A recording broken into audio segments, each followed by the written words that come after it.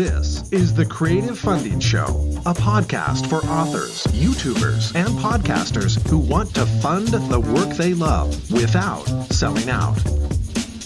Welcome back to the Creative Funding Show. I'm Thomas Umstadt Jr., and with me today is Jacqueline Isaacs. She's the Strategic Director of Bellwether Communications, where she crafts measurable, well-researched content strategies for clients.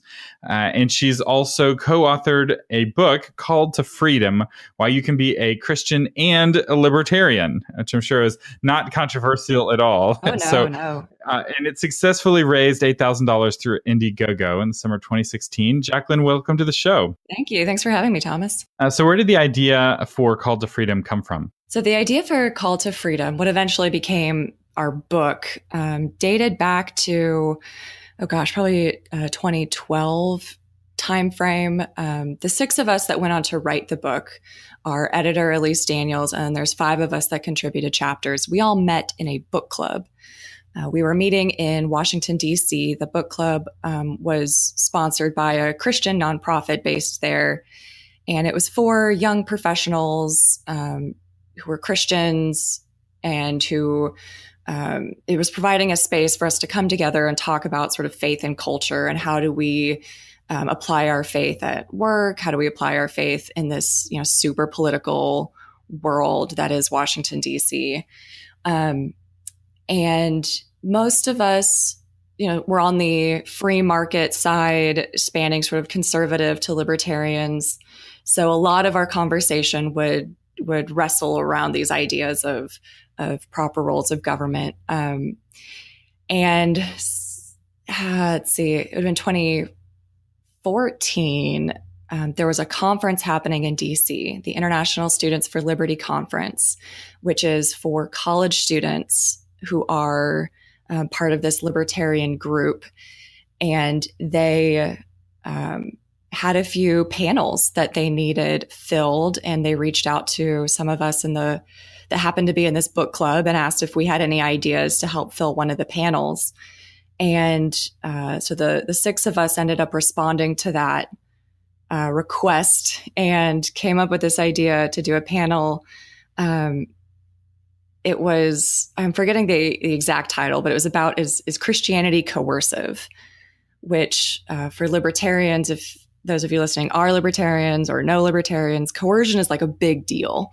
And the proper use of force is like a big deal in libertarian circles. Libertarians are not big fans of the use of force. Right. And especially not from government or authorities, which is where a lot of this tension of faith and libertarianism comes from, because to ascribe to a faith means that you're accepting this level of authority in your life and from the church, from God, from the Bible, for those of us that are Christians. And a lot of libertarians just react to that idea. And so we had this whole panel about, is Christianity coercive?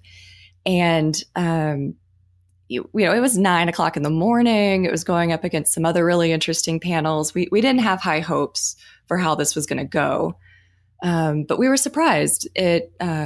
We packed the room. There were more students there than chairs. And it was just a really great conversation. A lot of really interesting questions. Students that were from Christian campuses, that them being libertarian was causing some conflict. There were Christians from secular campuses that being libertarian was really cool, but them being Christians was kind of the source of conflict. So there was just a lot of really interesting perspectives. And one thing that kept coming back up was these students were asking us for recommendations about, what would be a good resource for us to go back to campus and share with our friends or our family about being Christians and being libertarians. And, so we're thinking back over this book club, all the books we've read over the last few years, and we could recommend a lot of books on economics or books on faith and culture that were written by really great scholars, but there just wasn't a single book that we could think of that really addressed the needs of these college students that are young adults trying to articulate why it makes sense for them to be Christian and to have these libertarian political philosophy. So you had this really successful panel and you're like, we should turn this into a book. And, the book we want to recommend and doesn't exist, we want to be able to make that possible. And so what did you do next? So it took us a while. We spent about a year crafting our proposal and pitching it to traditional publishers. So we didn't immediately go the self-publishing route, primarily because there were 6 of us and we all had full-time jobs and we were all married or getting married. And the idea of trying to self-publish this book on top of everything else we had going on wasn't something that any one of us volunteered for. So we were shopping around this book proposal and we eventually got picked up by a publisher that specialized in academic publishing. So they did more like textbooks and classroom resources. They really liked that we were targeting college students, which is why they accepted our proposal, but they didn't have a lot of support in place for promoting and marketing the book once it came out. So basically they would make the book exist, but they wouldn't actually sell any copies. So what was your plan to get the books into the hands of students? So that's where the idea of crowdfunding some finances for our resources sort of came from. I had studied crowdfunding academically before, and 2016, when we actually ran the campaign, was a really interesting time in crowdfunding, as I'm sure you'll remember. I believe that was the year that crowdfunding actually surpassed traditional venture capital for funding. So it was 2016. It was right in this like really interesting time to be in crowdfunding. And we decided that that would be a great opportunity for us to, one, raise some funds to support marketing the book when it came out, but also to start connecting with our audience before the book came out. And start letting people know that this book is coming, pre-order some copies, and just get some buzz generated around the book launch. Because a crowdfunding campaign creates a sense of urgency because it comes to a definite end and that timer is ticking down. It creates a sense of scarcity and it shows a sense of popularity. So it triggers all of these psychological factors that turn something into an event. So in a sense, it's kind of a hack, right? You were going to publish your book anyway, but by crowdfunding it, you're able to make it easier to get interest, to make it easier to get attention. Right. And one of the unexpected results of it was that we actually got promoted from the academic imprint of our publisher to their main brand. So we got a little bump out of the academic imprint because of the success that we saw through the crowdfunding campaign. So you went from the minor leagues to the major leagues, so to speak, which also helped, I imagine, get the book out there. So you went with Indiegogo, which is, we are the show about Patreon and Kickstarter, and so far we've had 0 episodes about Kickstarter. We've only had guests on talking about Indiegogo. Why did you pick Indiegogo? We picked Indiegogo for a couple reasons. One of them was that Indiegogo, compared to Kickstarter, was a little bit more friendly towards these creative projects. It felt like at the time, Kickstarter was a lot more about sort of tech projects and video games and that sort of thing. So books seem to be doing a little bit better on Indiegogo, but then also given the controversial nature of our book, I mean, faith and politics in one campaign, Indiegogo was a little bit friendlier towards having that sort of controversial topic. And then lastly, we had 6 people involved in this project, and some of them weren't comfortable with the all or nothing nature of Kickstarter. So we had the option through Indiegogo of, we set the goal of $8,000, but we would be able to cash out all of our money that we raised, whether we hit our goal or not. So that made our team a little more comfortable with Indiegogo. And I think that's an important thing to underline. That's probably the biggest difference between Indiegogo and Kickstarter. Indiegogo allows you to do all or nothing. Kickstarter has broadened like their political mindset a little bit. So it's not quite as narrow of a political ideology you have to ascribe to be on Kickstarter, but it's still more narrow, some people say, than Indiegogo, where they're far more laid back. But now, what's the downside of going partial funding? So why wouldn't everyone want to do that? Well, Indiegogo takes a higher cut if you do the partial funding, for one, but then they also, it doesn't quite have that sense of urgency that you were referring to before. So we kind of played down the fact that we didn't go the all or nothing route, and we marketed it as if we were still doing all or nothing and tried to maintain that sense of urgency. Which makes sense, because that is, I think, the biggest appeal of Kickstarter is that people always know that Kickstarter is all or nothing. Indiegogo gives you the choice, which means you have to explain it a little bit more, whereas Kickstarter, people know, oh, the Kickstarter failed, nothing happens. So it creates this, the real consequences, right? If you don't act. And it tends to be, with both of them, but with Kickstarter especially, very motivating for your backers to get out and spread the good word about your campaign. Sometimes in good ways, sometimes in bad ways. We had that with one campaign I worked on. We had people who we didn't even know who they were spamming on our behalf. And that was a little awkward, but it was also encouraging to see that they were that excited about our project that they wanted it to unlock a stretch goal. But going back to your Indiegogo campaign, so you set up the campaign and it's a variable funding. What rewards did you set up? So the rewards were actually interesting. We started researching rewards and we decided upon a reward structure before we even finalized our goal. So what I had done was I looked at other successful book projects, both on Indiegogo and Kickstarter, and looked at how they structured their rewards and what rewards were popular, the ebooks versus physical copies of the book versus signed books versus book bundles and some of those other kind of reward structures. And sort of from there projected how much we could anticipate making from each category of rewards. And from there came up with our overall goal of $8,000.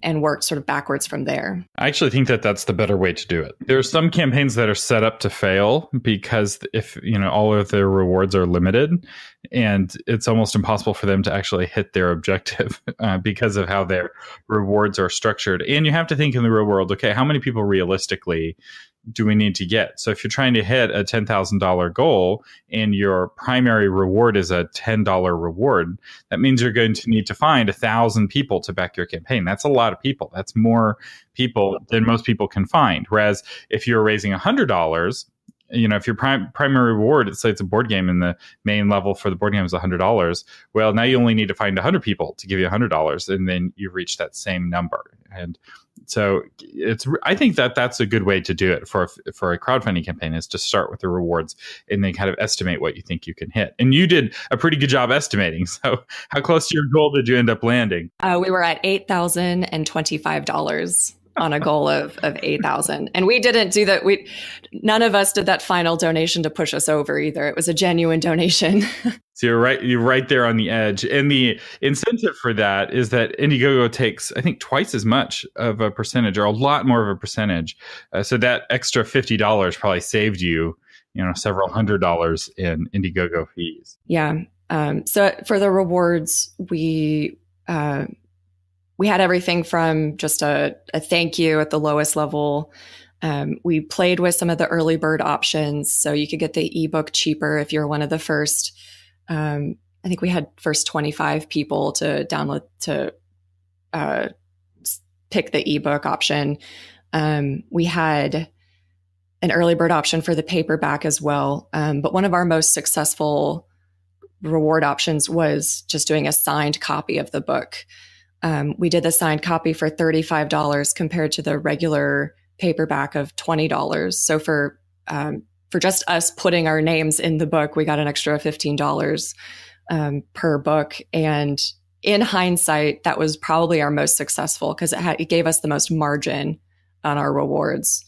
And if I could rework some rewards, I'd probably look for more ways to do that, where to add more value to our backers without costing us for it. Because you need those big margins to cover your fixed costs, like your cover design and your editing. And real quick, in defense of early birds, because I know some people are already ready to leave angry comments, because there's a faction of crowdfunding people who are big opponents of early birds.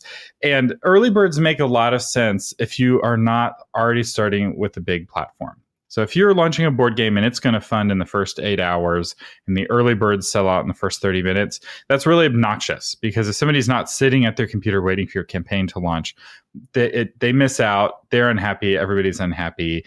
And the early birds didn't do you very much good. The whole appeal of an early bird is it helps you get to 60% funded faster. So campaigns that get to 60%, 99% of them go on to get to 100%. So as a crowdfunding campaign creator, your goal is not 100%. In your mind, it's got to be 60%. And one way to get there quickly and easily is to set up early birds that collectively get you to 60%. So that you're pushing yourself over to the edge. And so people had weeks and weeks to get these early bird rewards. It's not like they had to sit at their computer to snipe them. And I think that in this context, early birds can make a lot of sense.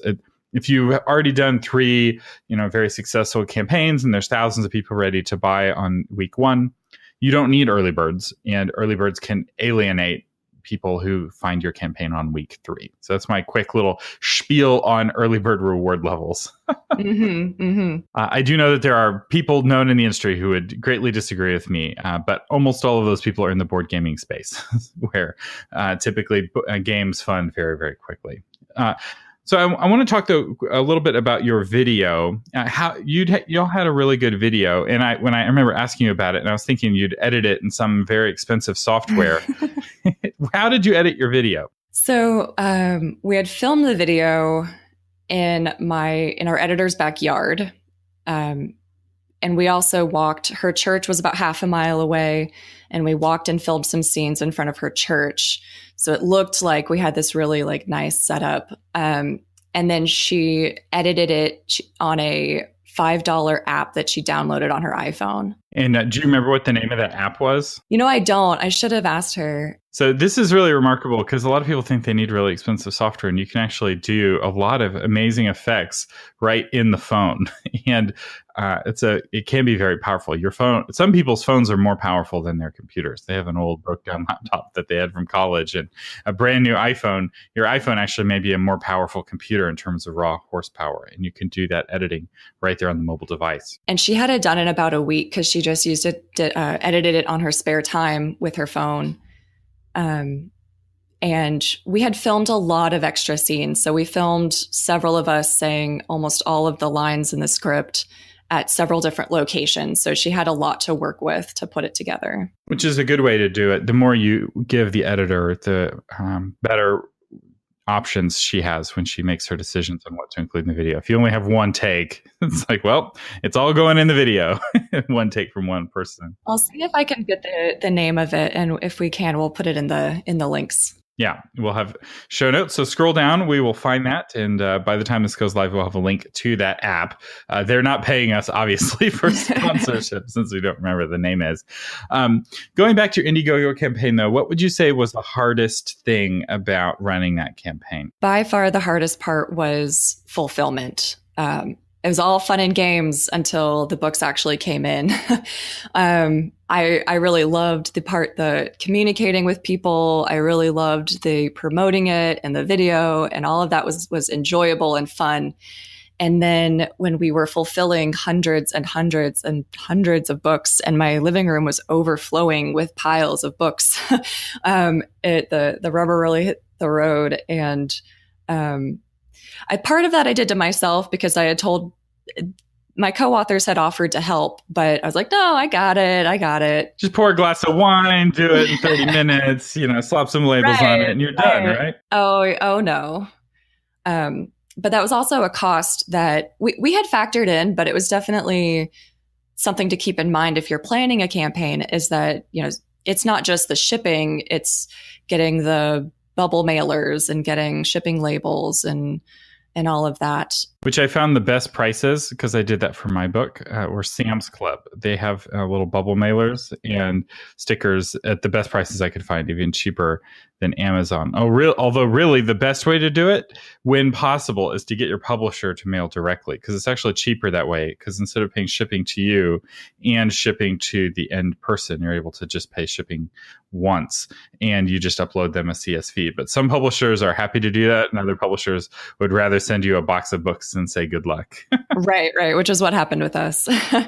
One thing I did do, though, was I took a single book in a single bubble mailer to the post office and had them price it out for me at Media Mail ahead of time. So I didn't end up overpaying, because I think that some people will, if they don't know exactly the postage could end up overpaying. And when you're shipping hundreds of books, that could really make a difference. That's right. And media and mail, for those of you in the States, applies to books, CDs, and DVDs. And it's slow shipping, but it's very, very cheap. So it's one of the cheapest types of shipping that you can do. If you could do the campaign over again, what would you do differently? How would you structure it differently? How would you promote it differently? Yeah, so one thing I would probably do differently, I already mentioned some of the rewards, trying to find additional ways to add value that didn't cost us anything. We were a little bit limited because we had already sent the entire manuscript to the publisher. We didn't have the options of like adding people's names in the back as a thank you. That's a popular way that people do that. But another thing that I would probably do is not run it over the summer. So since I was the one that was primarily running the campaign and I was a college instructor at the time, summer was when I had the most time to do it. But a lot of fundraising professionals will tell you that summer's a really dry time for giving. People tend to be more generous and a little more spendy. Most at the end of the year. Obviously, you've got Christmas, you've got end of year giving. But then also going into the new year, people tend to set goals where they're going to give more or they're going to support more projects on Kickstarter or whatever. But that doesn't last all year. That, as with all New Year's resolutions, that fizzles out. So in the summer, you've got people, it's harder to capture people's attentions because they're on vacation, they're on summer break from school, whatever it is they've got going on. Plus, they're sort of in this in between where the New Year's resolutions have worn out, but they're not quite thinking about end of year giving or Christmas yet either. So summer was a little bit of a challenge. So I'd probably run it in the fall up to the end of the year if I was to do it again. Yeah, especially if you're selling something that's targeting students specifically. College students, the last thing they want to do in the summer is think about another book to read. So it's a tough sell. There are other times of the year that would be better for that. I do know that summer can work better if you're selling some entertainment product. So I know games do better in the summer. But this is, I think, an important point. You can't just look at, what's the best time of year. You have to look at your target audience and ask what's the best time of year for them, right? So, because let's say you have a bunch of email addresses, but it's somebody's student email address with their university. If they're not taking classes in the summer, they may not check that email all summer long. And they're wanting to back your campaign. They're wanting to get that email and open it and click it, but not enough where they're like logging into their academic email account. I definitely wouldn't be doing that over the summer. And so adapting to your specific audience and getting to know your audience is really key with any kind of crowdfunding, whether it's Kickstarter, Indiegogo, or Patreon. I think that's really important. Mm-hmm. So what advice would you give somebody who is thinking about Indiegogo? They're trying to decide if they want to use Indiegogo or Kickstarter to launch their book. Yeah. So first of all, with either of them, I would definitely recommend having a support system in place. I mean, we've all seen those campaigns that have a huge PR push right when they launch. And like you mentioned before, they'll blow it out and meet their goal in 8 hours.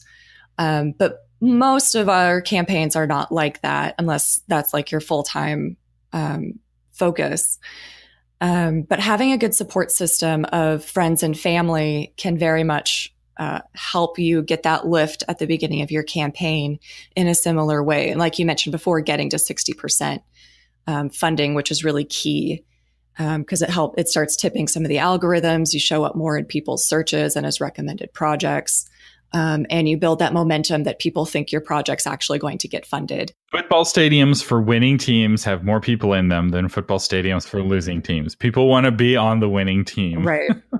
So for us, we were really fortunate. We had, so there were 6 of us. We were all married. 2 of the authors are married to each other.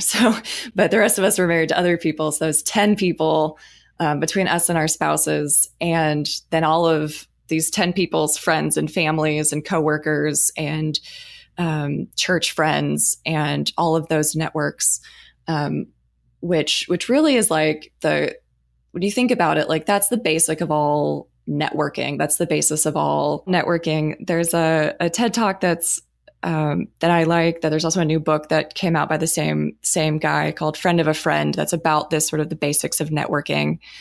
And it's not as much about going into a networking event and meeting a stranger that you've never met before, and suddenly you come away with a mutually beneficial, work proposal, right? Right. Networking is much more about that friend of a friend, the person that that can connect you to someone else and make that sort of handshake between the two of you possible. And it's very much the same on these crowdfunding platforms, that someone's much more likely to support your campaign if a friend of theirs supported it, or if their family supported it, or someone vouched for you and said, hey, these are really great people. They've got a really interesting project and we want to see them get funded. So having that support system in place before you launch the campaign is always going to be really critical. And it really might just be your friends and family, but sometimes that's enough. And don't underestimate the power of the personal ask. Just calling somebody up and saying, hey, would you be willing to back this?